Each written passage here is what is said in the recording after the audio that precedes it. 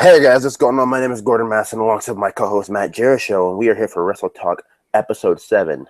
And I wanted to run down what we had coming up for you guys here today, which is we will recap the week that was Raw, NXT, Lucha Underground, who cares about SmackDown, and we'll be going through our preview predictions for Money in the Bank and lots more. That's here on Wrestle Talk. And first, I want to do a quick little intro as shouts out to the Chicago Blackhawks. This one's for you guys.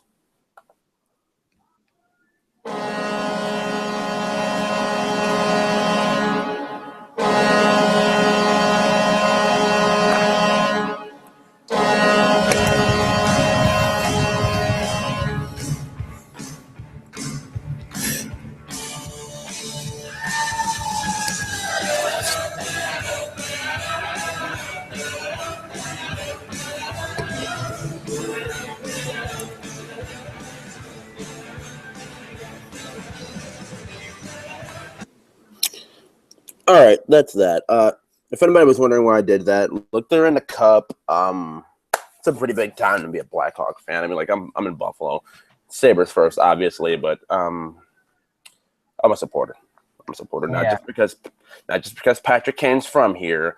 I support the entire team, and I've supported them since they were a trash dump in a tire fire in 2005. But that's another story for another day and possibly another channel. Hint, hint, plug, plug. But we're here for Wrestle Talk, Matt. Yeah. All right. Back again. Yeah. So, what do you figure is more important to go over first here? Let's get the Money in the Bank, I'd say, out of the way. Okay, and how unprofessional of me, because I didn't even pull up the card to this, which I'm gonna need because this doesn't seem like that much of a show, which means 2 matches are gonna. Oh, go ahead. Yeah, well, like you were saying, kind of 2 matches. I say only 3 matches, really, that I care about. But there's a lot of stuff I'm not looking forward to at all. Big Show versus The Miz. Not Big Show versus Miz. Big Show versus Ryback. Isn't Miz in the match? I guess not. They took him out, I guess. Oh. I'm just looking for the card here. And, we'll get to the women's match. There's something I have to talk about here because this is probably a rant that's gonna, it bothers me. That's all I gotta really say here. It bothers me a lot. But I'm just trying to get the card because the Money in the Bank match with 2 weeks of build, you normally get a full gravitational hold on who's in it, and I figure I'm gonna miss probably everybody. Not everybody, you know what I mean. I'm gonna miss some people that can actually be key contenders in the moment of all. Yeah. All right, I'm on Wrestling Inc. For the card? Yeah. It's easier if you just go to like Wikipedia. All the stuff's like right there. Oh, I have everything right here. All right. Like bold, big printed lettering, which for a blind kid like me. Oh yeah. Easy thing to do. So I guess like when I was saying a couple matches, they're probably gonna be okay. There's 1, 2, 3, 4, 5, 6. There's 7 matches on this card when it seems like there are only like 5 or 4. 7? Yes, there are 7 matches. Jeez. Oh wait, no, 6. R-Truth and Barrett is the pre-show. All right. What? Oh yeah, so it's Ryback and Big Show. They took Miz out of that match ASAP. I just want Ryback to win. That's it. That's all I care about, is seeing him beat the Big. I guess we're gonna break into this now. We might as well start with that. So let's get this out of the way too. R-Truth, Barrett. I'm going Barrett. You're going Barrett. Yeah, R-Truth. Nah, I like Barrett. He's a little bit. We talked about how. I don't know. It's hard to get into him right now, but he's all right, I guess. So he beats R-Truth though by far. Yeah, I'm gonna say, because what are they gonna do with R-Truth? They have nothing to do with R-Truth, and they committed this king entitlement to Barrett. So why not make him go over here? I mean, they've practically low key. Nobody's cared. Built to this for a month, so why not? Yeah. All right. Let's get into where things actually matter. You know what? I was gonna say that, and I was gonna just go up the card that they have here, and I was gonna say the Divas match, and the people will be pretty mad at me. So I'm not gonna do that. I'm going to what we were actually talking about before, Big Show and Ryback. From a logic standpoint, I'm just gonna go Ryback, and I don't want to I didn't want to see this match in the first place, but why? You didn't see Raw Monday, did you, Matt? Some of it. Okay, so I'm wondering, during the Miz TV segment, why did Ryback shell shock not the Miz, the Big Show? What sense does this make if your selling point for this match is if you want to see if Ryback can pick this guy up and shell shock him, tune in the Money in the Bank? Well, he does it on Raw in front of a live audience and on free television in the first place. Yeah. What kind of sense does that make? Zero. But in a way, that kind of it might be hinting at kind of, oh, Big Show is going to win the match. But I mean, come on now, you're trying to make your goal after WrestleMania, because that's your fresh start, and that's what everybody's re-energized and all that good stuff, was to let's make the Intercontinental Championship important again. Let's give this thing some relevance. And you're going to put it on one of the oldest guys in the company to do so, if that is the case? I mean, Cena's got the U.S. title. He's pretty old. I mean, he's not as old as Big Show. What Big Show come in 95 about? Yeah, I guess. No, my point is with Cena, though. We actually know Cena can still put on a decent match, and he moves. Cena moves like he's still 28. Yeah. And all right, so go ahead. And I'm gonna say, and see with Big Show, I mean, he's ancient and he's still pretty slow. Yeah. I mean, in honest opinion, Big Show takes away from matches. Yeah. I mean, the last good Big Show feud that I really cared about. Sheamus? No, not Sheamus. Nobody. It's got to be a long time ago. Like, I remember. I think he had one with Triple H, but I'm not sure if that was 2000. Was that 2005? No, Big Show wasn't even in. No, yeah, he was. Yeah, he was a tag team champion with Kane at that time. That was around 2000. Yeah, but I'm trying to think. Was that in 2005 though? When him and Triple H had the feud. That's one feud that I was forgetting. SmackDown back in 2009 and 2008 when Big Show really started utilizing that knockout? I'll say with Undertaker then. Yeah. His last big feud I care about was with Undertaker in 2008 to 2009. I slightly remember that. My God. I mean, it was kind of lame with Vicky Guerrero in there, but, Undertaker is always great. And Big Show, yeah, they had good matches, I guess. Shouts out to the failure Pujami prison that Big Show didn't even compete in. Oh, jeez. I mean, that Big Show didn't even compete in. Well, actually, was it him that competed in that? No, Great Khali. Oh, yeah, Khali. And Batista. Wasn't Undertaker supposed to be in one of those or something? I can't remember. I think so, in 2007. Because, that was part of the whole feud between, there's a Great Khali was feuding with Batista, Undertaker, and kind of Edge all around that time. Wait, time out, Matt. Let's stop here for a second. Who knew Wrestle Talk would come to the Great Khali today? Oh, jeez. Let's just get back to Money in the Bank. I don't want to. Yeah, let's not go there. So we pretty much both think Ryback's going to win. Not too much to talk about. I do like Ryback, but I mean, he's fighting the Big Show, so why should I care? True.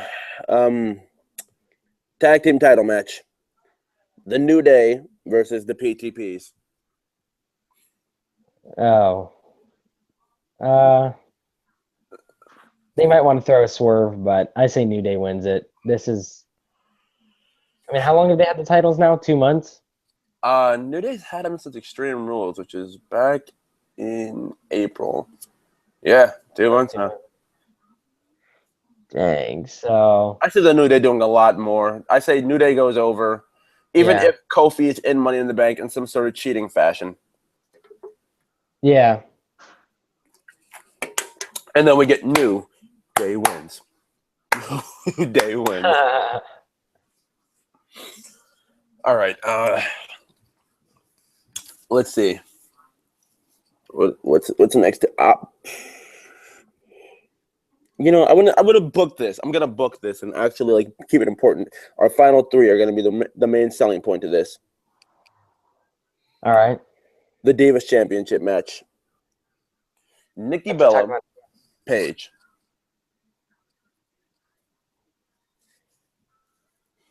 This is a Now, no-brainer. what'd you say? I say this is a no-brainer. Nikki. Nikki is winning. And somebody brought this up in a video a few days ago, and it's true. They're going to have Nikki pass up AJ's Little Divas title streak thing. Was I talking about this in my Raw review? You might have. I'm not sure. I heard it from something. I don't remember what it was, but I believe I talked about this in the Raw review. Yeah, I did. I did. I said because of what they're doing as of recent, it seems like they're going to make Nikki pass AJ's reign because they don't start mentioning the days in your title reign until they feel that something big is going to happen. yeah. I mean, if I remember my exact wording, I gotta start editing my videos and just throwing pieces in there when I feel as if this is important. But, the soundbite I had basically was Nikki Bella is running up on 200 days as champion, and her 200 days champion I think is tomorrow because she says she's dedicating that 200th day to Dusty Rhodes, who I'd also feel like a scumbag if I didn't reminisce to say. Rest in peace, Dusty Rhodes. Your career was a good one in WWE. You're probably one of the biggest baby faces in history of the business. So, rest in peace. And I mean, like, I didn't see much of you. There's not much I can really go on and say. I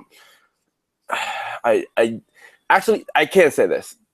I respect and love the fact that you stay committed to the business for over 60 years. Not over 60 years, but 69 for like 40 years. He's had some pretty good matches. You look at his old ones, like, or if you just everything he's done to help people, and or if you look at his forehead, have you seen his forehead? Yeah. How many times that dude's bladed? That's freaking scary right there. It is. And to say he lived to the age of 69 and died from kidney failure of a fall at 5-something in the morning around his house is just a travesty. It really is. Yeah. But let's just shift gears back to the Divas match. And see, this is what I was going to say. There's a rant to be said. I mean, to be said. Because, look, man, ever since hashtag Give Divas a Chance, they've gotten matches on a couple of weeks of Raw that have been like 10, maybe almost 15 minutes, 10 minutes of TV time, 5 minutes like through a commercial or something like that, or 3 minutes through a commercial, somewhere around that time frame. And it just sickens me to the point that WWE has reverted within the past couple of weeks. So let's give the Divas 3 minutes again. Let's give the Divas 4 minutes again. Why? Why? After what happened with Emma, and she got beat literally in like 30 seconds, and to say that the entrances for that tag match with Emma Page and the Bellas are longer than the match is a travesty. Why are we going back to this? Triple H wants the perspective of women to be changed. I know that you're pushing hard for Kevin Owens. I know you push hard for so many other things. But why don't you just sit here and yell and scream at the top of your lungs at your father-in-law? I know you respect him. I know you respect that he's been booking this business for so long. But you have to at one point stand up and say, look what we're doing in NXT. You may say it's a different crowd. You may say that people are more invested. Oh, well, make us more invested in the women that way. Have the women come out and take charge of the show. Dude, it is annoying to me that we live in this Vince McMahon world where, oh, women are just something to stare at, or women are just a bathroom break, or women are just... Oh, my God. Why do we live in this world, Matt? Like, what does Vince not see in these women? Does he think they just sign women and they think they can wrestle and they can't, or we're just going to give them 4 minutes on television so they don't embarrass themselves? I think that's what he thinks, but I mean, it's obviously not true all the time with some. I mean, sometimes, yeah, but they've gotten a lot of girls who can wrestle out of the years. Because if you look back in like, what I want to say, 2008, 2009, like, I mean, they could wrestle, but like, yeah, it was a bathroom break. But I mean, that was created from the fans because they just stopped caring about it. Because a lot of the old divas, they were all gone. The new ones, they didn't really care about it. I mean, so it's kind of both people's fault. But now we're getting to a point. It's actually we are getting good divas again in a way that could wrestle, especially down at NXT. And Vince still doesn't care pretty much, I guess. And this is what Triple H is trying to make the point of. Look, Vince, I found women that can wrestle. I'm giving you women on your main roster that can wrestle. And then you're overexposing. Well, see, Paige, I guess to a degree, she hasn't been truly overexposed yet. But I know I'm gonna be really messing with some people's brains when I go this far. But is this just gonna be Kelly and Layla all over again? The women's feud for a year that no one cared about at all? What is the point, dude? Sasha Banks is down the pipeline. Jessie McKay, another new one they got two Australian women. I can't remember the other girl's name, but Jessie McKay is the girl who just comes to mind by facing Becky Lynch the other night. Becky Lynch is another girl that comes to mind. They've got Bayley. Her gimmick may suck. Her gimmick may really, really suck, but she can still wrestle. Charlotte, Ric Flair's daughter, she's overcome the gimmick of just, oh, that's Ric Flair's daughter. Oh, she's going to be something great down the line. To a girl who can wrestle and who's actually main evented a couple of live events and main evented a couple of NXT shows with Sasha Banks. Yeah. And then if I bet you, if we were to just say these things, and my crowd doesn't react to these things. Oh, really? You've had some pretty bad Raws before. Matt, and I know you probably may not want to disrespect Mark Henry to this degree, but is Mark Henry main eventing a Raw in this day and age a good thing or no? I like Mark Henry, but I mean, not really. He's already had his time to pretty much do that. Exactly, and if you remember the Mark Henry and Rusev main event Raw thing back in the dark ages of Raw of late 2014, then seriously know that this is not a good thing. And if you can do that for him, just because it's America, I want to push Rusev, then you can seriously help. You can help. And just give these divas one chance to main event. Give us, because I remember during Give Divas a Chance, when that had really been a hot thing and had trended for 4 days, they gave us a Paige and Nikki Bella match that lasted for about 15 minutes on Raw. And it was absolutely amazing. And when Paige almost won, Paige almost won. She hit the Rampage and Nikki kicked out. When we see women kicking out other women's finishers, it's not NXT. Yeah.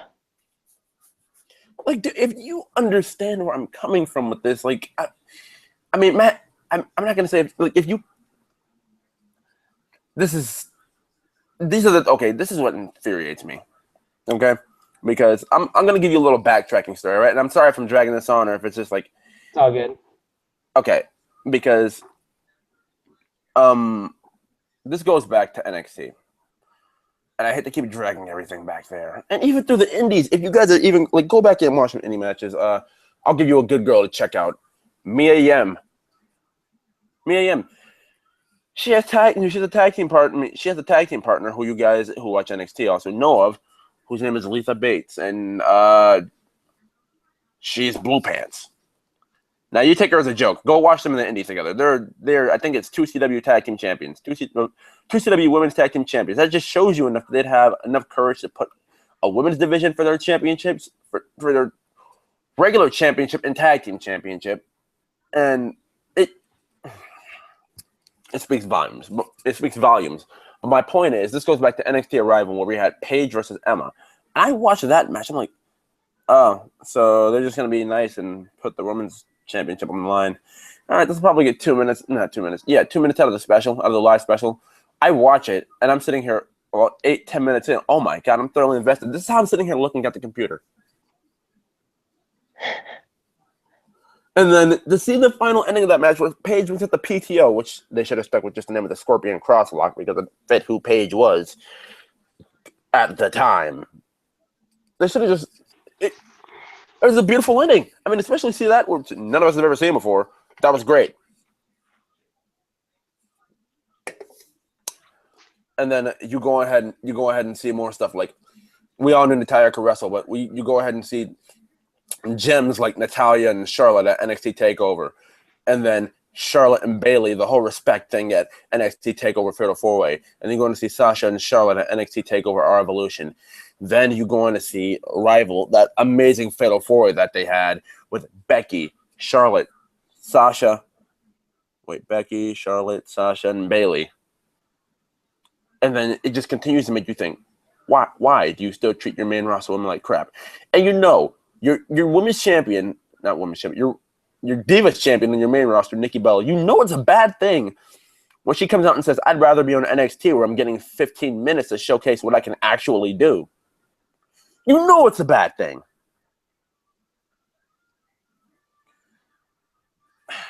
And Matt, did you know about what happened at the live specials when people were making comments after the live special about, oh, these women did this. How come they don't get this in the main roster? Like after every live special, I can just put it after these two. After Fatal 4-Way and Our Evolution, did you just hear how much criticism the main roster got for not having stuff as good as that? Yeah. That was another thing. After Our Evolution, people were wondering, why don't main roster women get treated like Sasha and Charlotte? Because Vince doesn't care. I'll even bring up a little story that I heard from John off of Twitter. Wow, dude. And then we'll get back to our basic Wrestle Talk prediction stuff. But you know how Rusev and Lana are a real life couple, right? Yeah. You hear Vince is trying to legitimately break them up out of kayfabe? Why? Because it doesn't feel like a man like Rusev deserves a woman like Lana, or he could or should be with a woman like Lana. And Dolph Ziggler does. I'm not even going to go there. Dude, I'm like, this is not... doesn't work. Never mind. I'll save that for another time. No, actually, you have it right to a degree. It's just in principle that Vince feels like some big Russian, like he just feels like Rusev's like that dumb-looking guy who doesn't deserve a hot blonde. Vince just needs to stay out of it. Dude, that is levels of scumbag unheard of. Really? I mean, and what can Rusev do? That's his boss. Nothing really. All right, but my main point here, I'm sorry for going on that spiel because I just got a little aggravated right there. But Don't be sorry. That's what Wrestle Talk is. We do. That's what we do. Thanks, dude. I guess my prediction for this match is Nikki wins. I mean, I guess the bright side is Nikki wins, but I guess the bright side is the pay-per-view Divas matches are at least 10 minutes, so I'm fine with this. And this will be a good match, so. Oh, yeah. But this is where we get into the big three, people. Here we go. Money in the Bank ladder match, Matt. I didn't even look at the participants. All right, so I'm going off the top of my head here. Roman Reigns, Kane, Kofi Kingston, the new sensation, the man that gravity forgot, the leader of the Altitude Era, Neville. I got 3. I need 4. Randy Orton, Sheamus. Dolph Ziggler. Did you say Dolph? Yeah, Dolph Ziggler. And then I'm forgetting 2 others, I believe. If not, then it's whatever. I'm gonna take a couple more seconds to think. Matt, you figure out who I'm missing over there? How many did you name? 6? I'm thinking missing one more. Okay, so we got Reigns, Kane, Neville, Kingston, Sheamus, Orton. That sounds right. All right, and if I'm missing anybody, they're probably irrelevant and weren't going to win in the first place. Yeah. Okay. Your thoughts on this match, Matt? I don't know. It doesn't seem like it'll be that. I mean, there'll be spots, I'm sure, a couple cool ones, but when I really think about it, I don't think it was strong as last year's. Like, I mean, I'm not a big fan of Money in the Bank being in a pay-per-view, but like I've never cared for any of them except for last year's. I thought was good for both the main event and especially the Money in the Bank. The main event that Cena won? I mean, that was the only thing. But look who you had in it. You had Wyatt in there, Cesaro, uh, Sheamus. Even it's like, and then yeah, you had your old guys, but And then there was Reigns, who had admitted himself, "I'm not a ladder match guy," and just putting it again. still, that's what you want either way because you had new guys and kind of older guys, but the older guys that can still pretty much go. I mean, I've always been a fan of the ladder matches that, like, when they had both the Money in the Bank ladder matches, because it seemed like they wanted to get the mid-carders in there, and they wanted to get the big guys in there, and it always seemed like the mid-carders stole the show. Like the year that Dean Ambrose is in his first ever Money in the Bank match. This is 3 years straight for Dean. Oh, wait, no. Yeah, this is 3 years straight for Dean when he's going to be in the actual ladder match at this pay-per-view. Yeah. But we'll There's only 6 guys in the match too. Oh, all right then. Well, So, I'm going to say this much about this match, dude. Money in the Bank, it was a thing at WrestleMania that like really got the crowd like on fire. This is the thing that got crowds hot, and this is everything. Like this is what everybody wants. Like everybody loved this match to a point where it got popular. Where WWE figured it would have been cool enough for a pay-per-view. yeah. And they made it into a pay-per-view, and since they've done it, so there have been years where they have, they've caught us off guard with surprise winners. They had last year. I mean, everyone thought Reigns was gonna win it, right? The title? No, the oh yeah, oh no. What the title? Yeah, it was the title. Like last year, I heard Reigns, I heard Cena, I heard Cesaro. People even went out there and said why? Because it was for the title. No one knew who was going to win. Everything was up in the air. Well, I don't know where I was looking. Kind of, I was 100% positive Cena was going to win because the picture was leaked out between Lesnar and him. Oh yeah. And see, like that's the other thing. Days before Money in the Bank, I mean, like literally 3 days before, there was like a phone recorded video of the promo package that they'd be using for Cena Lesnar. When I'm going to say this now, that was a beautifully produced promo package where it showed it's like the greatest athlete to ever step into a WWE ring, Brock Lesnar, versus the greatest performer in WWE history, John Cena. Yeah. And then that basically leaked the fact that Cena was going to be winning. Yeah. But I'm saying before that, who really knew? I like at first when it first started, yeah, it was a little bit more out there, I guess. But just once all this stuff started getting out with Cena, that kind of ruined it. So everyone knew a couple days before Cena would win. Yeah, and even last year we had blood, even though Randy got out the ring and wiped it away immediately. It was still cool. Yeah. But I said the mid-card Money in the Bank stole the show. Oh, definitely. That one was actually really good. Like the Rollins and Ambrose superplex off the ladder. There was spot after spot when he flipped Rollins over and he smacked the ladder and then he came back and he smacked it again. Oh yeah.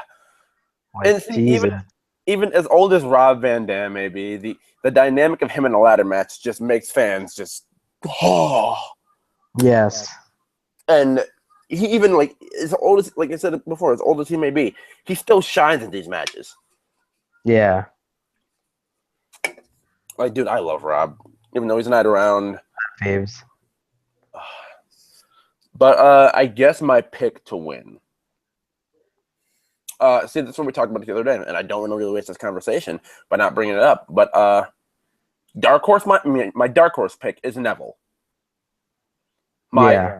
This is gonna make sense. Point from a WWE standpoint is Roman Reigns, and if WWE goes, we're gonna screw Roman Reigns over to start a storyline to keep him away from the championship until Mania, because this is what this pops into my head. Like these things sometimes as we're talking about them pop in my head now. I think they're gonna do everything in their power to have Roman stay away from the title until Mania. Until they feel that he's deserved the right to win. Yeah. They're not going to make him win the Royal Rumble again because they don't want to go through all that. I'm pretty sure they don't want to go through all that. They're just going to find some way to fit him in the title match. Yep. So I see, what's the best way to put this? Roman's going to, if Roman doesn't win this, and they do build this correctly where he's going to fight his way back to WrestleMania, then they're going to make Sheamus win. Which, in all honesty, I wouldn't mind Sheamus in the World Championship picture. I like his new gimmick. I don't like him as a face in it, but this one that he's got, absolutely. That's what I'm saying. I wouldn't mind him. New Sheamus is doing the best work of his career. In all honesty. Absolutely. Now, who are your picks here? I want to go real quick to each guy. Kane, no way. There's no way Kane will win. Some people are saying, oh, well, he's going to be retiring soon. They're going to let him get the title one more time. I don't see that happening. Oh my god, dude! I legit don't even mean to interrupt you in this, but there was a rumor that came out that WWE, they see the value in Kane, and he's been such a dedicated worker to the business for the past 20 years, so they want to give that guy one last run. And they have been teasing, I haven't taken this any kind of serious, but they've been teasing the fact that Kane says, "When I won Money in the Bank again for the second time, I'm gonna run down there and I'm gonna I'm just gonna cash in on you, Seth, and it's a lose-lose situation for you." And I'm like, no, please don't do that.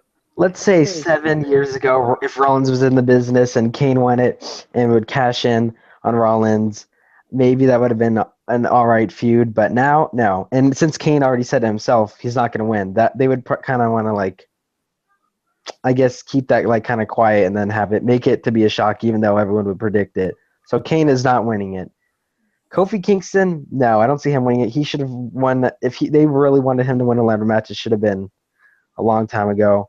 Dolph Ziggler, I just don't want him to win. Everybody knows. I'm not trying to offend anyone. I know he's the top pick for everybody, but he's probably the least, maybe Kane for me. Dude, I don't even see Dolph winning this. I don't even want Dolph winning this from the standpoint of Dolph's won one. Dolph had his moment in the sun. I know he deserves and this is honestly against your general belief, but I know he deserves another moment in the sun here, to be actually on top, but that's not going to happen. I just don't like Dolph. That's why I say that. But, it's all good. Let's see. Neville, he's too new. It'd be kind of cool to see him someday win it. He's probably going to be the guy of the match pretty much to steal the show, I think, because all the stuff he can do. Dude, I don't just want him here in the match to be a spot monkey. I want Neville to be a legitimate threat. As I talked to you the other day about this, it basically comes down to Neville. This dude, he comes into the company, wins his first match. Obviously, he's going to do that. But they put him in the ring with their champion the next week, have him get beat by Ziggler in an awesome match. They played it off as a rookie mistake that he made. He nearly beats John Cena in the U.S. Open Challenge Invitational, and from there, on SmackDown, they teased it where he, lays everybody up by jumping off the ladder, and he grabs the briefcase as of recent. Make him come close to winning it. That's it. Don't make him win it, though. I say it because J&J Security are still on Kane's side. I say you make J&J come out when Neville's about to win, and then they screw him over and push him off the ladder, and he falls to another one. But odds are that might not happen. They might do that with Orton, so... You know what? That makes the most sense. It really does. Orton there's three. I say there's Orton, Sheamus, and Reigns. Who do I want to win? Out of these three, I see winning. I wouldn't get too mad. In a way, I don't want to see Reigns unless he turns heel in a way or if he somehow gets, I just want to shield triple threat. So if it can lead up to that, and I'm fine with that. Like if Dean would win tonight, maybe, and Reigns cash in on him, maybe, but we'll get into that later. But that probably won't happen. Orton, they might just. There's always a chance. He's like John Cena. There's always a chance that he might just win it. So that's my. And Sheamus, that's who I want to win. I think he's probably has a chance of winning it. This is another guy WWE's always been big on, if you notice from what he's done. So it's a toss-up between Sheamus and Reigns, but when it comes down to it, Reigns will probably win the match. I guess then my concrete pick, I had a couple of picks. Who I want to win, Sheamus. And my what makes sense pick is going to be so I guess Neville and Sheamus are my honorary picks. But my concrete pick to win it is Roman Reigns. Yeah. So I see Reigns winning it. What'd you say? I agree. Okay. So we've gotten that out of the way. Yeah. Okay. Uh-oh. We're there, aren't we? John Cena versus Kevin Owens. Yes, we are. This one legit scares me right now. But in a way, half of me is very confident, but the other half is Oh, you man. go into it What? first. No. What I want you to do is you made a video on this the other day. You stole my Yeah. idea. I thought about doing this. It popped up in my head. I didn't do it. So I want you to take the floor and basically explain. I mean, take as much time as you need, like you did in your 4-minute video the other day. Just go ahead, shoot from the hip, my friend. Okay. So it would make sense. I mean, if you look at real quick about John Cena, his past, there's only been a couple guys that really beat him, but odds are he always has came back almost every time. The only time I can think of on the top of my head was CM Punk beat him at SummerSlam, and it wasn't clean. It had the lamest finish. That ending pissed me off when he got the rope break. It's like, why couldn't he just pin you? What was the point of that bullshit? We're just probably gonna get that again. Odds are, if you look at it, the reason they're giving, I think, him a rematch is, I don't know if it's for I don't see Cena winning, but I don't see Owens winning. So we've been talking about this for a while. I could see the match ending in DQ, and possibly we might get. I mean, there is, I guess, a little bit of a chance of Owens beating Cena, but it will not be clean. Or we'll just get the regular stuff that we've gotten all the time and just have Cena go over in the second match like almost every single time. So I'm a bit torn. This one's really tough to call. Here, Gordon, you get into it. I'll get back into it after. I need to think for a little bit until I get into it more. Okay, so this is where I'm as well conflicted. The inner fanboy and Booker in me just says Kevin Owens winning is totally correct. Even like after a couple of days after the pay-per-view happened, well, the live special, I guess WWE wants not Money in the Bank, Elimination Chamber now to be known as a quarterly live special. I guess you can basically say I want Owens to win. I want Owens to win, and I want him to do it clean again. I want this to be what I don't want to say I want it to be like exactly what happened to Sami Zayn, but I want Cena to get overconfident because he said on commentary on Monday he did underestimate Kevin Owens a little bit, and this time it's not going to happen this Sunday. He's basically said you struck out Babe Ruth once, and I'm off my high horse now. You're going to be facing the real John Cena this Sunday. Now, see, when you think about Kevin Owens in ring, he's this guy who in ring he'll take you serious, but then again he'll play with you to the point where you make him mad. Like Sami Zayn, he made Sami Zayn mad in their first match to the point where he couldn't control his anger, and the will to beat Kevin Owens overtook him, and he made a mistake, and Kevin Owens capitalized on it and powerbombed him into his grave, technically. The second time, Sami was able to control his anger the second time. He still couldn't get the job done because Owens took advantage of an injury, which is the best way to keep Sami strong. Now, in this case with Cena couldn't overcome his anger. Now, if Owens can make Cena do that again, because, okay, people might say, oh, no, Cena, he could control his anger. Cena's not that guy that, let himself get too, screwed up in the match, a la The Rock WrestleMania 28. But Kevin Owens is that guy to do that to you because the first match they had, when Cena went for that clothesline, normally that's like, I'm all business now.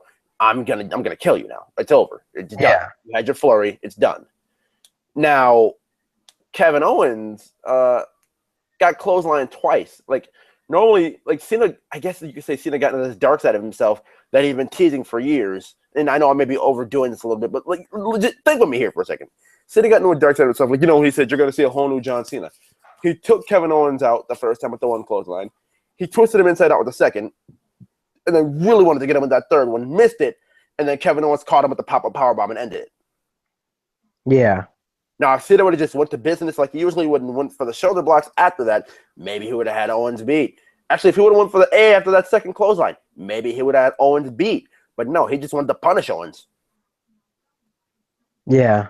And this is why I say the character of Kevin Owens gets into Cena's head and makes Cena want to end it in some sort of way that he can't do it. And then Owens catches him, maybe in not the cleanest way, and wins. Pop-up powerbomb 1, 2, 3.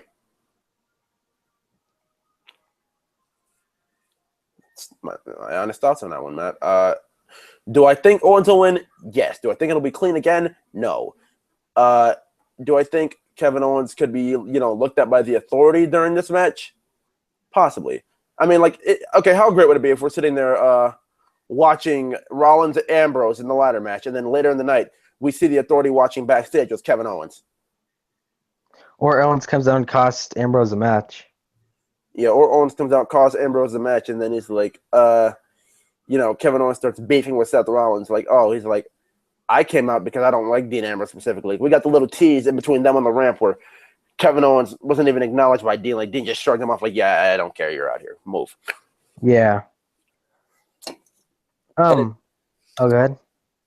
No, I was going to say, and it just turns into this thing where Rollins is like, I don't like Ambrose. He didn't acknowledge or respect me at all. So I did that for my own personal gain, not for you. Yeah. Well, I'm going to go back a little bit back to Cena Owens. Another thing is, though, I don't think if the few ways I cannot see Cena fully beating him is because, one, the U.S. title is not on the line. I think if they really wanted Cena to win, like maybe he'd put the title on the line and he'd beat him. Another thing is, I don't think Vince would want to pull, if he does not, like, let's say he does not care about Kevin Owens. I don't think he would have given him as match as Cena in the first place, have him beat him clean. And I don't think he would do it as soon because nobody's came up that fast. And unless Vince hates this guy so much, he's like, I'm going to bury him immediately. Oh, dude, I don't even. No. See, here's the thing with that. This was none of Vince. This is Triple H telling Vince, I'm telling you, this is going to be hot. You have to listen to the guy who knows how to book this guy. And if Vince has obviously seen him and said, okay, he makes sense. I like his personality and all. And he may not like the way he wrestles. Like, we see. He doesn't like indie-style wrestlers. He said when the curb stomp had to get banned because of the lawsuits, he said he never liked the curb stomp at all. So this could just be Vince going, well, it's hot. Because you know Vince, if it makes money, I'm in. Even if I don't like it, I can put my anger aside and say, if it's hot, I'm cool. This is Cena. But this is the thing, though. I think if, like, Vince didn't like him, I think he would have waited until he would have let Owens be fine at NXT, build him up more, build him up really big, build him up to the main roster, and then feed him to Cena to have Cena go over. And I mean, how big can you be built on NXT when you're already NXT champion? I mean, what more can you do? You taking everybody up that steps away. You power about everybody. I mean, what? Oh, go ahead. Maybe he is trying to like unbuild him, kind of, because maybe Vince does know that Owens is undefeated, so he's gonna say, "Hey, I want." Because, I mean, you have to lose the NXT title before you come up to the main roster. So he could just be saying, hey, let's have Cena go over, and then he'll lose it whenever in NXT. Okay, well, let me explain this to you when it comes to NXT. You know that Tokyo show they're having, right? And how you basically called it that Hideo was going to win a triple threat? Yeah. It made all the more sense in the world now that Tokyo show is in Tokyo because Hideo is from Tokyo, Japan. And then look, if they had Kevin Owens' plan coming to the main roster, if they had that planned, looking like this, Itami beats Owens for his first loss in Tokyo in his home country and wins the championship and gives Kevin Owens his first loss. And they were building to that too because they remember everybody else like Tyler Breeze and Finn Balor basically said in their little exclusive interviews that we don't really care who's champion. And then not Kevin Owens, Hideo Itami basically flat out went out and said, Sami Zayn, one of the best in the world. But Kevin Owens, I don't respect him. I don't like him. He's a piece of trash, practically. Yeah, but if Owens was to beat Hideo Itami in his home town or whatever, how big would that make him then? That would make him just a bigger heel, especially if he did it dirty. Now, see, that's another thing. Like I said, if this came to if this came to Kevin Owens being called up, they could easily get the title off him that way. I see. And when you get called up, you have to I'm not saying you have to lose a championship, but you just signed a main roster contract. You can't just keep going back down to NXT and defending the championship, not expecting to lose. But what I mainly see in this match, though, I can see ending in DQ or Owens beating him dirty. But in a way, I don't see Cena winning because they would have kind of they would have stacked it up more, kind of. And they're saying, and Cena, I don't know who was saying this, but everyone was saying, oh, Cena was saying it was the biggest rematch she's ever had. Is that true? Did you hear that in Raw? Um, I could barely hear John Cena on commentary because he was talking like a PGA golf announcer. Right. So he's basically sitting here like, yeah, Kevin Owens, he's an amazing talent. I took him too lightly. I'm also sitting there paying attention to Owens and Neville, so Yeah. it was kind of hard to really, like, listen to Cena because he wasn't putting really any emphasis into his voice. Like, Corey Graves on NXT, if he wants to get a point across, like, Blue Pants, like when she was in the building, who keeps letting this go in the building? Like when he wants to say something like that, he'll add the extra emphasis to it. Like, and if Cena wasn't really emphasizing anything, you couldn't. Really, yeah. So I see, but I don't know. I heard people were saying, like, there are people like making vids comment and saying, "Oh, Cena's saying it's the biggest rematch." That gets so annoying. He's been saying this. He says this for every match he's in that is a feud. He said it for The Rock, which for him it was his biggest rematch, I guess. So then he buries everything that he's possibly went through. Like, when I sense, like, okay, so Cena comes out and cuts the promo on Raw, the hype, everything. Dude, he cuts this promo all the time where he comes out and says, this is the biggest whatever, to tune in Money in the Bank. I mean, like, I understand you're hyping the pay-per-view, but this is the biggest so-and-so, this is the biggest that, biggest that. I understand you have to try and hype something, but Once you say it so many times, it gets old. You got to use a new method. Yeah, like he said it for Lesnar. He said it for Rusev. It's like, oh my god, dude. He says this every time. It's just, I'm not trying to rant on Cena, but I can't see Cena really going over. I can't see Owens really, so. But what we should get, I'm not saying this gets Cena, but Owens should go over in a dominating way, not just a quick pop-up powerbomb, dominate him, because then look how that builds him up. He beats Cena twice, dominates him, and he should end the feud because a lot of people are saying, oh, let Cena get his redemption at SummerSlam or WrestleMania.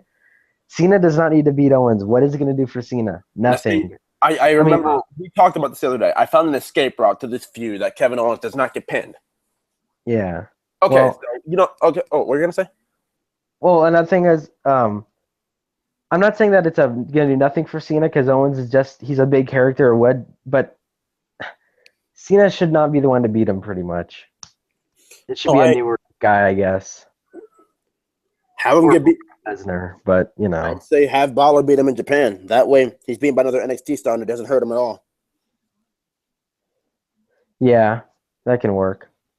And see, here's what I'm going to say. If they want to keep this going, okay, you have Cena you have Owens beat Cena at Money in the Bank. And then you build it, like you said, in the dominating fashion. And then you build to a rematch at Battleground, which is also next month. And I think it's going to be our next pay-per-view that's not going to have a 2-week build, thank goodness. So, the 2-week build thing was cool at first, but now it's just, okay, 2 times in a row, that's kind of exhausting. Yeah. But you have Owens on the brink of getting beat at Battleground, and then you have, you have 4 more NXT guys come out, and you have them stand to the test of Kevin Owens and defend him because you say, we don't want to, there's not going to be another guy who comes out and, gets their career destroyed by the hands of John Cena. And then that's when John Cena leaves to get 4 more main roster guys, and they have the match at SummerSlam. And then Kevin Owens pins someone of Randy Orton, I say. And NXT wins. We'll probably have to get to that later once if they actually do that thing, which I think they should. But I'm just saying that's an idea to keep Cena, keep Owens strong and keep him away from getting pinned by Cena. Yeah, but if you look at this kind of, how do you know Owens is gonna lose the title to NXT? Let's say he has a triple threat with Joe, him, and Balor, and he doesn't get pinned then. Or Balor pins Joe. Something like that, or Joe pins Balor even. I don't care. Either way, I think that's what should happen. I'm just saying because if you build up Owens as undefeated for a long time. I mean, I'm not trying to do that. That's what I'm saying. Have him lose to Finn. It's another NXT style they've established a feud with for a while, and just have Balor win. I think Joe should be. If there has to be someone to beat Owens, I say Joe, but I mean, I don't want to say buries Owens because Joe is so much more established in the business and he's been there longer than Owens, but I guess. I mean, NXT is always let the younger talent win. Let the talent that we signed to be here because they were younger, when not just our rebound talent that we know get a huge pop out of our indie crowd at Full Sail University. Yeah.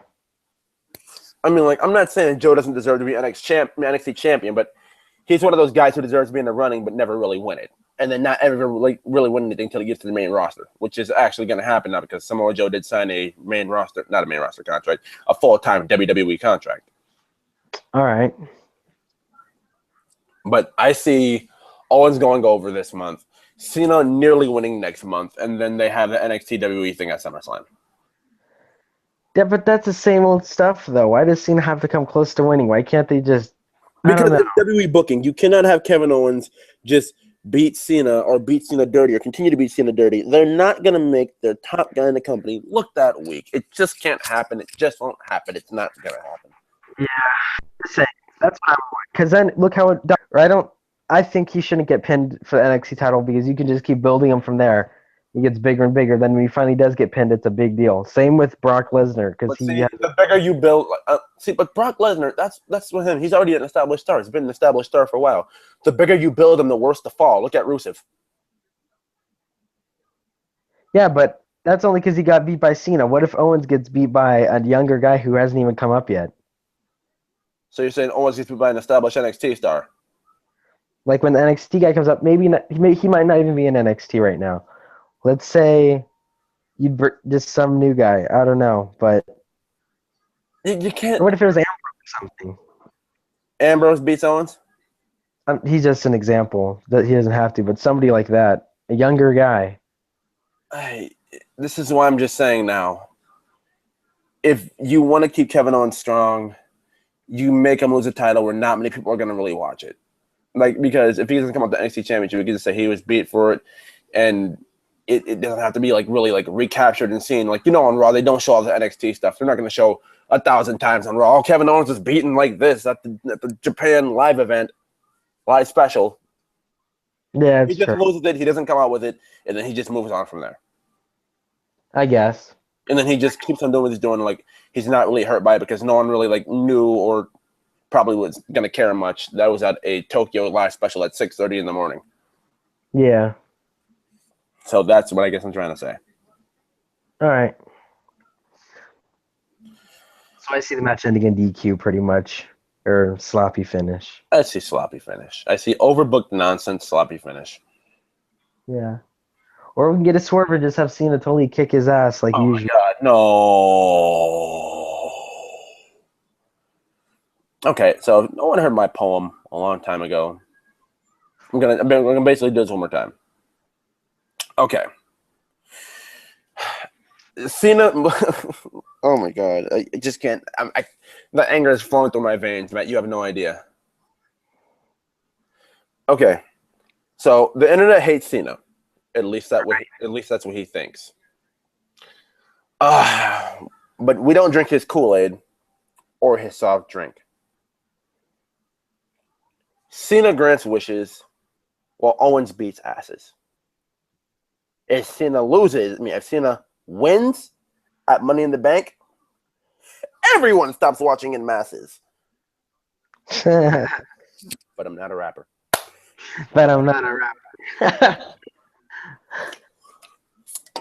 So that's how that goes. Yeah. Okay.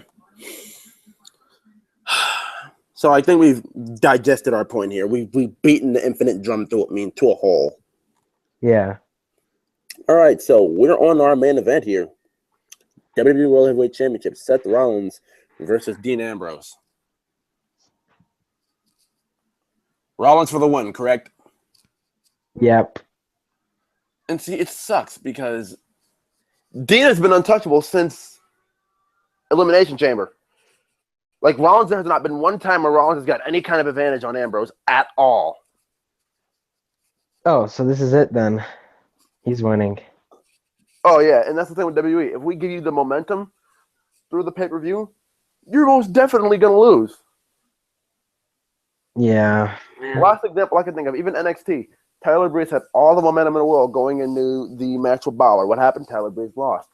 You'll give somebody all the momentum in the world going into something, and they always lose. It's called the reverse laws of wrestling.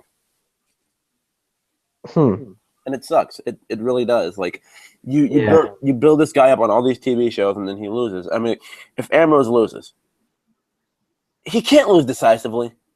I mean, like, isn't it just? I mean, WWE is planning to make this a summer of Ambrose. You can't make Dean lose decisively. Hopefully we get like a twist, a cool one, like either Owens comes out or I say it'll piss me off when it happens. I'm saying this now, like, oh, it'll be cool, but if Ambrose did win and Reigns would cash in and somehow we get a Shield triple threat, but there's rumors about that at SummerSlam, but you can still do that without, or Reigns can just come out and cost him the match somehow, maybe. Like, let's say that, like, he came out, all the authority came out, Reigns comes out, they both take him out, Ambrose is climbing it, and he pushes him off, and then, like, maybe he does something, and then Rollins wins it, and then he spears Rollins or something, and then you can make them all against each other pretty much, but we're probably just going to get Rollins winning. There'll be a twist, so I'm sure, or just something that will make it Ambrose still look kind of strong. I don't see him winning it clean. All I'm trying to say here, man, they can't make Dean lose decisively. It's just undoable for me. It can't happen. I don't need it to happen. No, dude. No.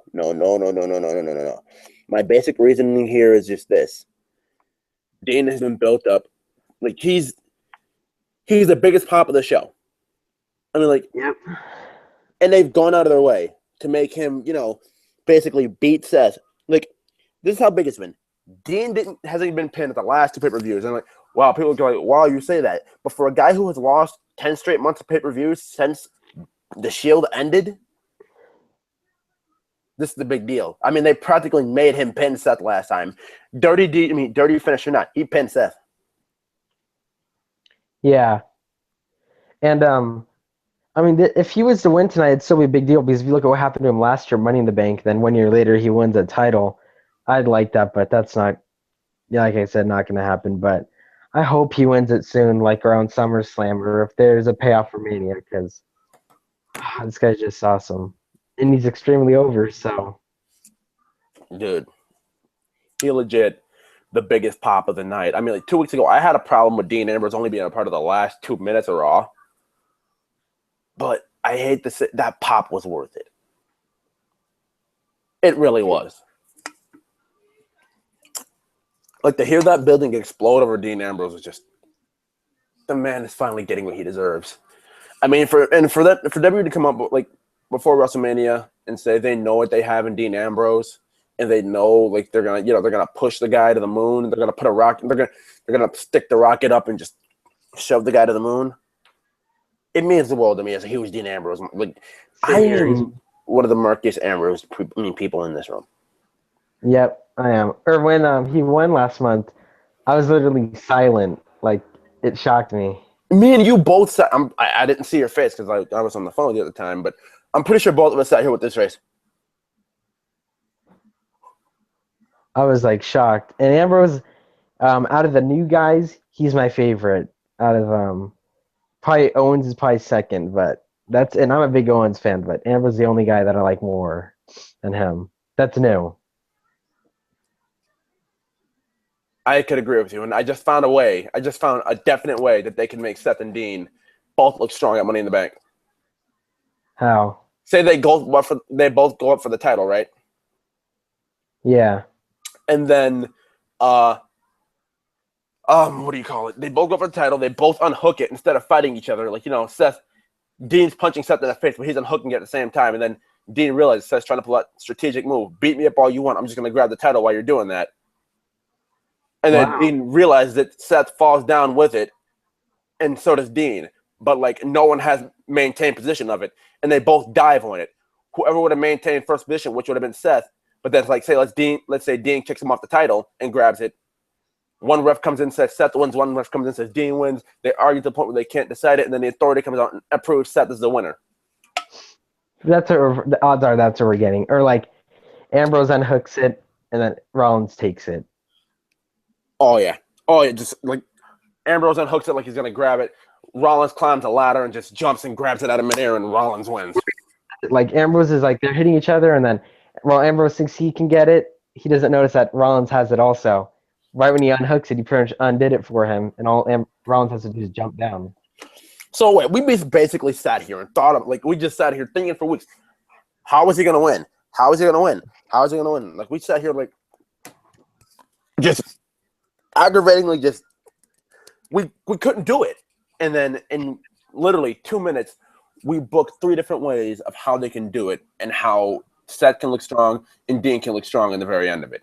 Yeah, this will be odds on like the match of the night, in my opinion. Oh yeah, this is gonna be like everybody's been wanting Seth and Dean to have their match. This is going to be their match.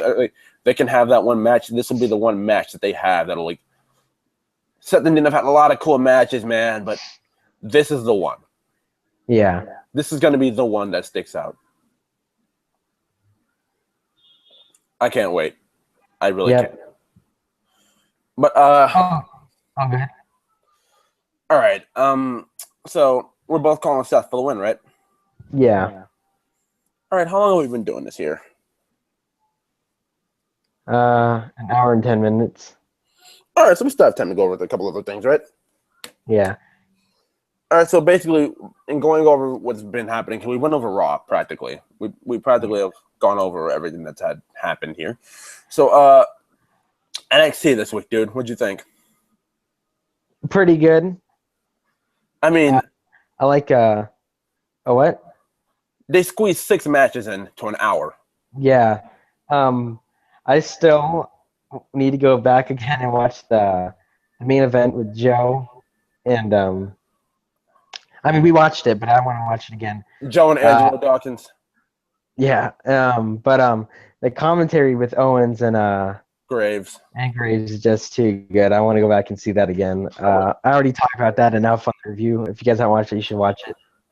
But yeah, that was probably one of the funnest shows. Like, I mean, there at the end, like for most of the show, there was kind of it seems like there was like a big superstar fighting kind of like a, I guess some people would say a jobber, but really they aren't.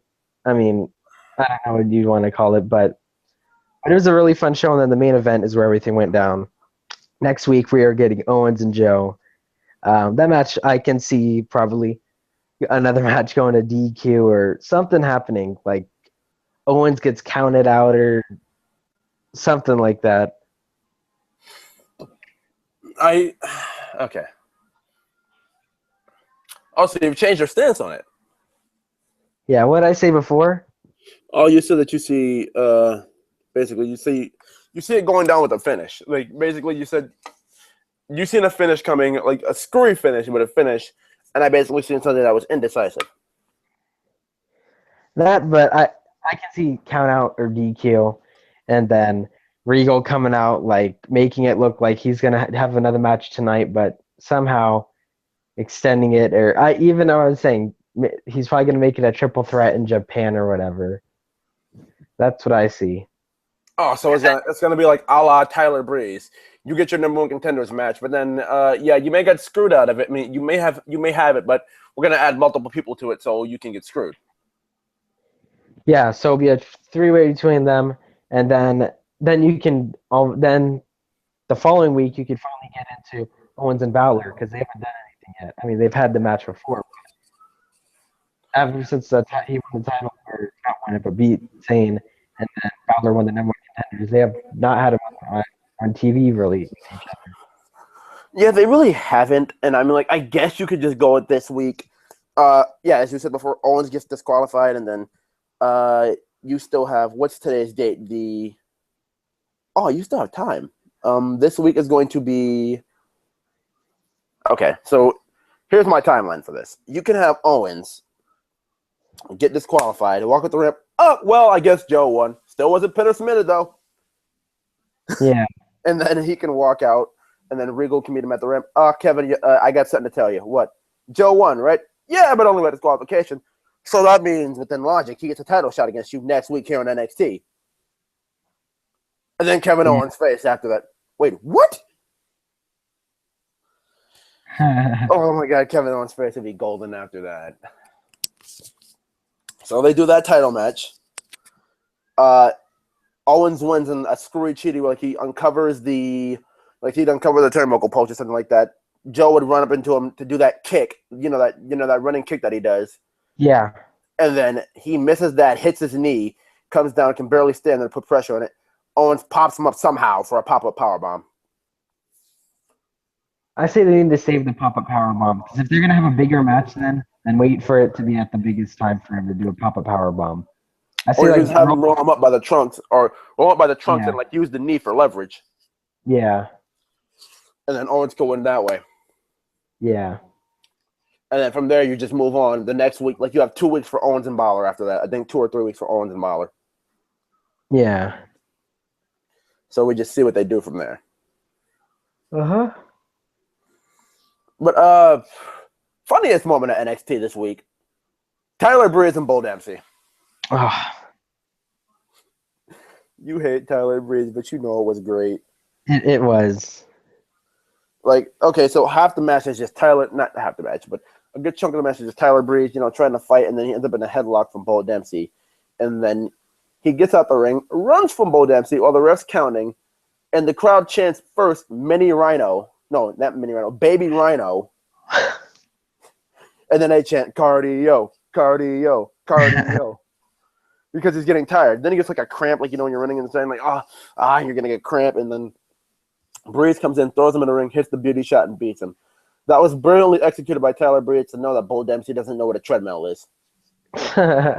And I'm sorry, I partially stole that joke from Corey Graves. He's like, I hope Bull Dempsey knows we do have treadmills at the Performance Center. He might want to use one. Dude, Graves stole that show on commentary. Yeah. I keep forgetting. Who did Blue Pants face? Oh, yeah, Blue Pants faced Emma. Emma beat Blue Pants via the Emma lock, and I'm telling you, dude, as much wrench as she puts in that submission, I just can't stop looking at that move the way I do. It just made in my mind. Yeah. But they need to sign her to a contract. I mean, she's over. Yeah. Like, weird things like that get over in Full Sail University. I don't understand it, but she's over. And I can see them building Emma for a match soon. And, like, at some point, they're going to turn Sasha Banks' face because she's just that much loved by the crowd in Full Sail. But when she goes up to the main roster, she'll be a full-blown heel. Yeah. But I can... Oh, go ahead. Huh? Oh, no, go ahead. Are you thinking about the Becky Lynch match? No, I was going to get to that actually after I have this one, but go ahead. I see Sasha going face and Sasha facing a heel Emma. I mean, Emma's already proved that she can perform in the big specials. Yeah.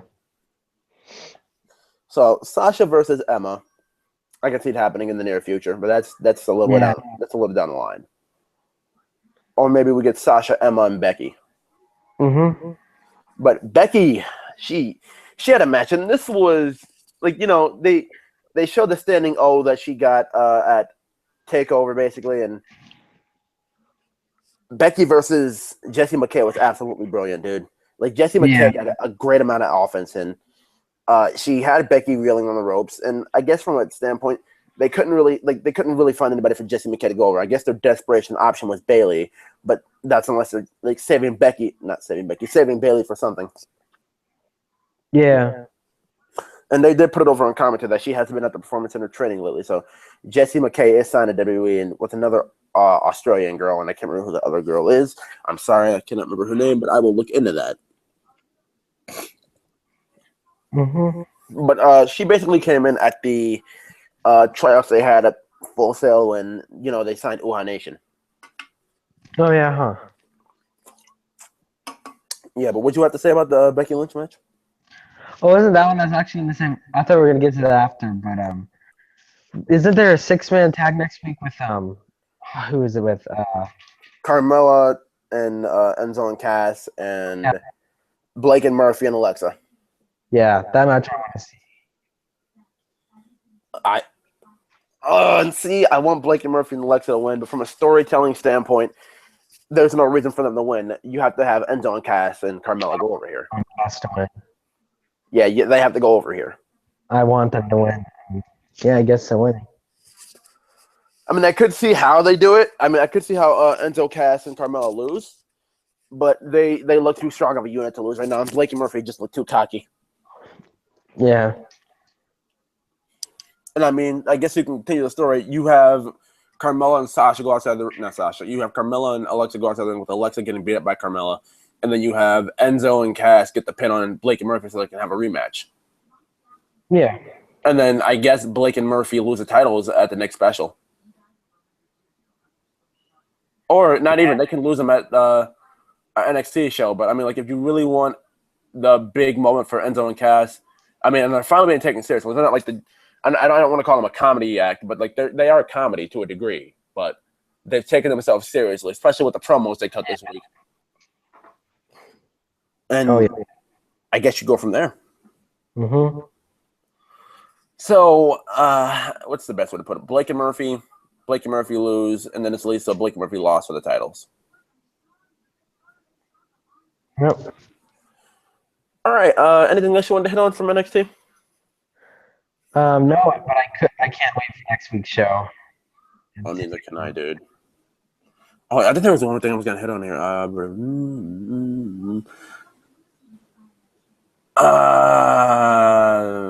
One more thing is going on Wednesday, though, other than NXT. Yeah, and see, that's what I was going to get to next if we couldn't find anything else. Lucha Underground this week. Oh, and I guess this is the appropriate place for me to actually say thank you to everyone, subscriber or non-subscriber, who did support the Lucha Underground review. It is going large right now. We are almost at 1,000 views. If I could push for 1,000 views from you guys, that'd be absolutely wonderful, because this would be my first 1,000-view review, and I never knew just reviewing Lucha Underground that one time to see how it go would like really amp it up. I mean, we stand at literally right now, 923 views. Damn. Yeah, dude. And NXT, I mean, like we already did great on NXT. We got 55 views on that one. Pretty good. Yeah, so I guess like we're standing strong, and I just want to thank everybody for that. But this week's Lucha Underground show was great, dude. Yeah. I mean, like Lucha Underground, like we all know wrestling is scripted, but like also the real things can happen.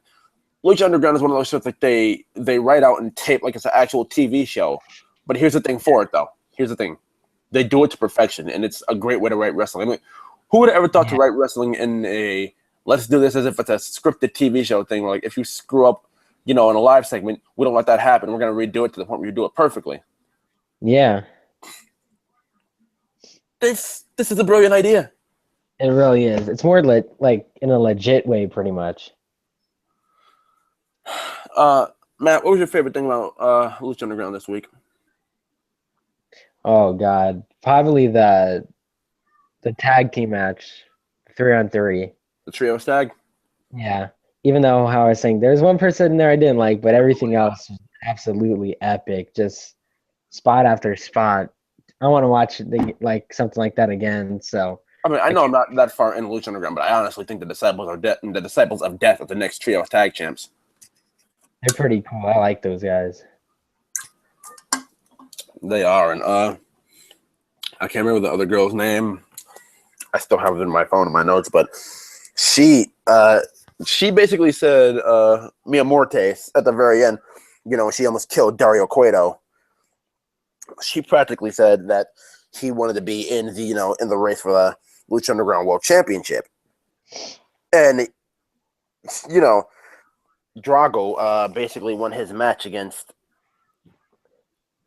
Oh, her name was Katrina. Drago won the Fatal 4-Way, to stay in Lucha Underground and be able to wrestle in the temple still. Yeah. And then Katrina bidded for Mia Mortes to have a match in 2 weeks against Drago. And here's the crazy thing about, guys like Drago. He is 40 years old, dude, and he's still pull out all those spots he did. Oh, I know. Jesus. And the show was epic. It really was. What else do we have? We had one more match. Oh, yeah, we had the mugging that Chavo did. That was cool. Go ahead, Matt. Oh, I was saying that was a cool match. See, it's standard Lucha Underground every week. You know what you're going to get. You're going to get some great storytelling, and you're going to get 3 matches all within the time, like the legitimate time span of 45 minutes, because it's on actual television and cable. Yeah. It's not like NXT, because on WWE Network, they can do as much as they want with the time frame they have. They can utilize the entire hour if they really wanted to. Yeah. Well, not the entire hour, but like 57 minutes of it because they still do have to get commercials in. Mm-hmm. With the commercials that they have that they run for the WWE Network are literally like what, 40 seconds, 30 seconds? Yeah, they're not long. So, I mean, Lucha Underground, they can only do so much. But Johnny Mundo, this is a huge part that happened, came in and requested a Lucha Underground World Championship match. He's like, you know what? He's like, I'll give you one. Next week with Puma. I said Puma. With Puma. And he shook hands with Cueto, and he's like, this is to new beginnings. Yeah. And I'm like, Dario Cueto, he's a businessman. Yeah. I mean, he loves fighting. He loves controversy.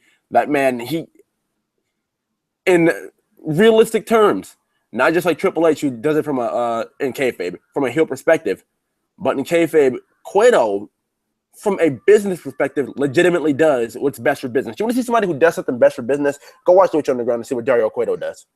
Yeah. He's not just all for faces. He's not just all for heels. He does whatever is best, legitimately works best for the product. Yep.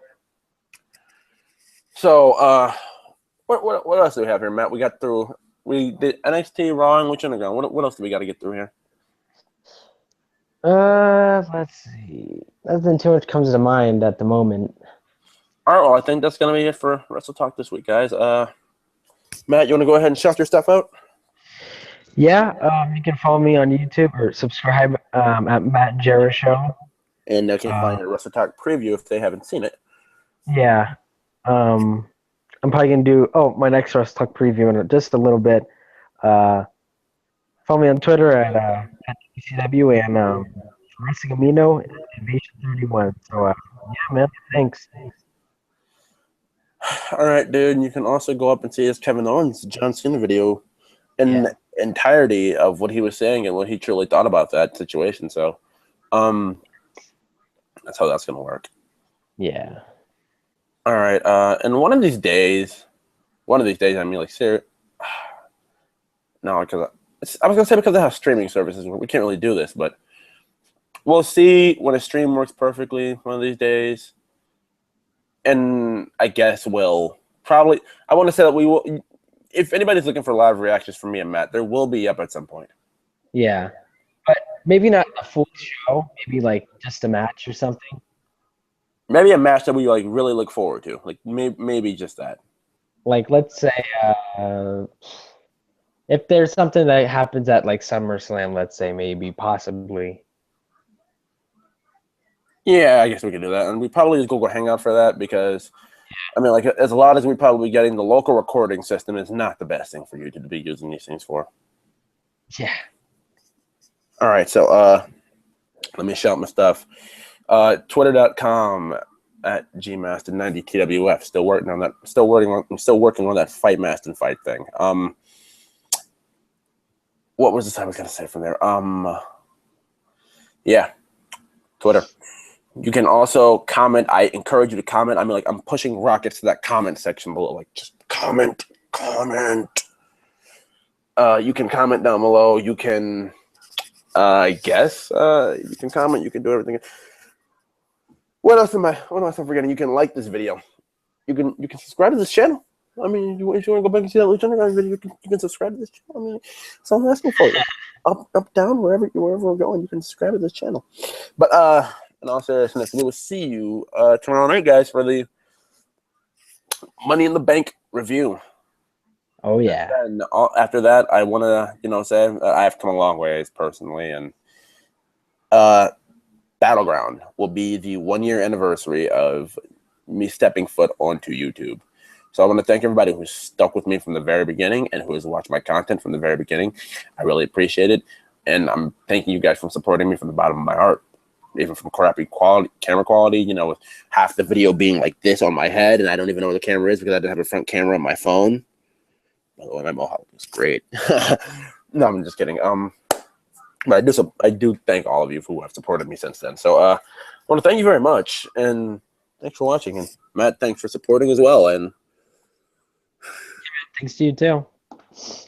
And we're gonna go out the same way we came in. Chelsea Dagger, Chicago Blackhawks. Here we go.